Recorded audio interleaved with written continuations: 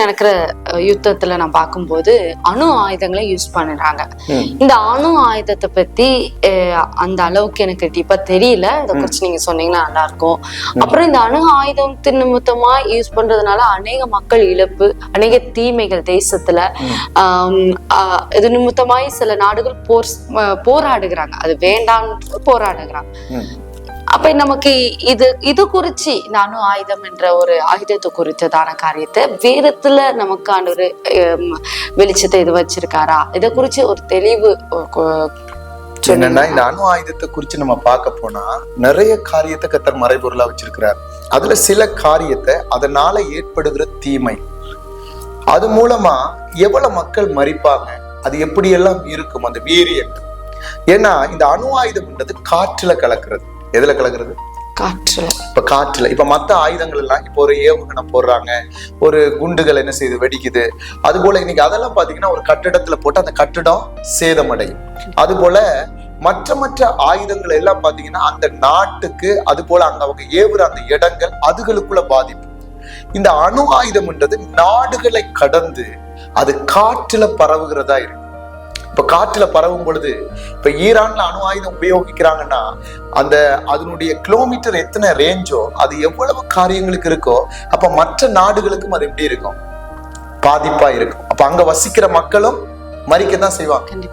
அப்ப இந்த மரிக்கிறது எப்ப நடக்குதுன்னா கடைசி காலத்துல நடக்குது. ஏன்னா ஆண்டவர் நமக்கு எல்லாத்தையுமே வேதத்துல சில காரியத்தை உவமைகளாவும் சொல்றாரு, சிலத ரகசியமா மறைச்சிருக்கிறாரு. இந்த எசேக்கியேல் எழுதின தீர்க்கதரிசன புஸ்தகம் 39வது அதிகாரத்துல நீங்க நல்லா கவனிச்சீங்கன்னு சொன்னா 8வது வசனம் 9வது வசனத்துல அவர் சொல்றாரு பாருங்க. அங்க ஒரு வார்த்தை எடுத்து படிங்க. இதோ அது வந்தது, அது சம்பவித்தது என்று கர்த்தராகிய ஆண்டவர் சொல்லுகிறார். நான் என்ன நாள், நான் சொன்ன நாள் இதுவே. இஸ்ரவேல் பட்டணங்களில் குடிகள் வெளியே போய் கேடகங்களும் பரிசைகளும் வில்லுகளும் அம்புகளும் வளைதடிகளும் ஈட்டிகளும் ஆகிய ஆயுதங்களை எடுத்து எரிப்பார்கள்.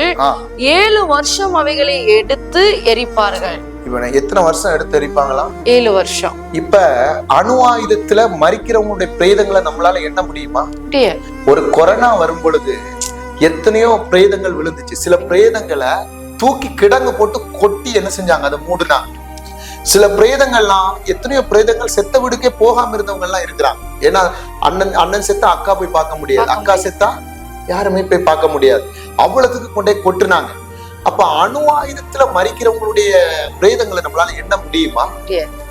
ஏன்னா ஒரு நாட்டுல எத்தனை லட்சம் மக்கள் இருப்பாங்க. இன்னைக்கு நம்ம இந்தியா தேசம், இலங்கை தேசத்தை எடுத்தாலே கிட்டத்தட்ட எத்தனையோ கோடி மக்கள் இருக்கிறாங்க. அப்ப அத்தனை மக்களுடைய பிரேதங்களும் அணு ஆயுதத்துல ஒருவேளை மரிச்சா எடுக்க முடியுமா? அப்ப இந்த அணு ஆயுத போர்ன்றது கடைசி நாட்கள்ல தான் ஆண்டவர் சொல்றாரு, நான் சொன்ன நாள் இதுவே. ஆண்டவருடைய ரகசிய வருகைக்கும் பாருங்க, அவர் வந்து முடிஞ்சதுக்கு அப்புறம் தான் இந்த சம்பவம் எல்லாம் என்ன செய்ய போகுது, நடக்க போகுது. ஏன்னா ஆண்டவருடைய ரகசிய வருகையில கர்த்தருக்கு காத்திருக்கிற பிள்ளைகளை கர்த்தர் கொண்டு போயிடுவார். அதுக்கப்புறம் கைவிடப்படுகிறவர்கள் எல்லாரும் இதை பேஸ் பண்ணி தான் வரணும். அப்ப இது நம்ம கைவிடப்பட்டுட்டோம்னா இதை தாண்டி வர்றது ரொம்ப கஷ்டம். இப்ப இந்த அணு ஆயுதம்னு பார்க்கும்பொழுது இன்னும் சொல்றாரு பாருங்க, அதே 39வது அதிகாரத்துல ஒரு காரியம் சொல்றாருன்னா எடுத்து வாசிங்க. 13வது வசனம் படிங்க. 12-13 படிங்க. இஸ்ரவேல் வம்சத்தார் தேசத்தை சுத்தம் பண்ணும்படிக்கு அவர்களை புதைத்து தீர 7 மாதம் செல்லும். தேசத்தின் ஜனங்கள் எல்லாரும் புதைத்து கொண்டிருப்பார்கள்.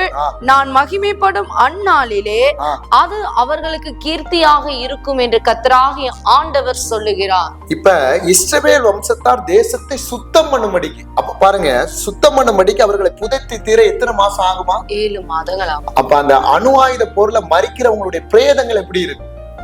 இப்ப நம்ம நினைக்கிற ஒரு நாட்டுல யுத்தம் தொடங்கிருச்சு, யுத்தம்ன்றது இந்த நாட்கள்ல, இந்த கடைசி காலத்துல ஆயுதங்கள்ல யுத்தம் கிடையாது.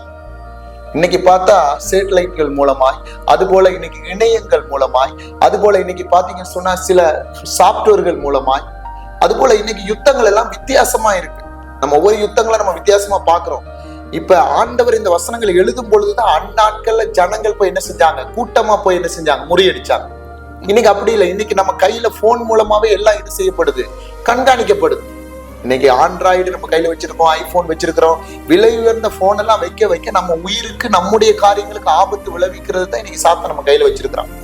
ஆனா இந்த அணு ஆயுதத்துல மறிக்கிறவங்க புதைத்து தீர 7 மாசம் ஆகும்.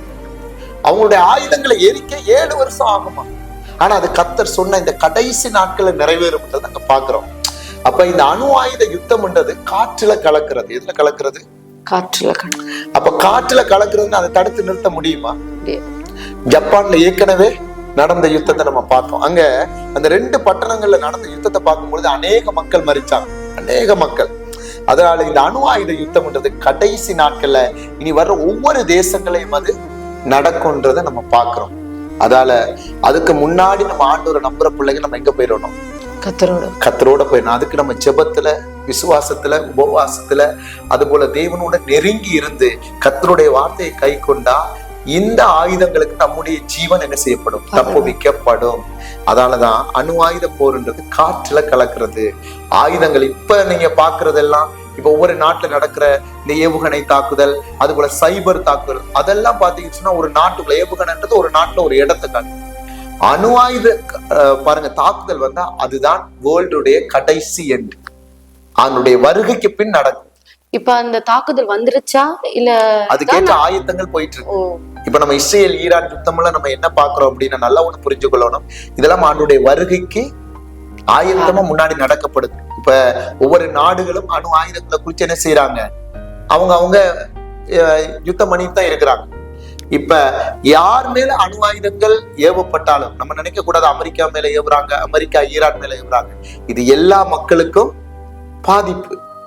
ஏன்னா இது காற்றுல கலக்கிறதால இப்ப அமெரிக்காவுக்கு தாக்கப்படும் பொழுது அமெரிக்காவை சுத்தி இருக்கிற எல்லா நாடுகளும் பாதிக்கும். ஈரானை தாக்கப்படும் பொழுது ஈரானை சுத்தி இருக்கிற எல்லா நாடுகளும் பாதிக்கும். ஆனா இதனுடைய முடிவு மரணங்களா இருந்தாலும் இது எல்லாம் வருகைக்கு பாருங்க நம்ம சம்பவிக்கிறது.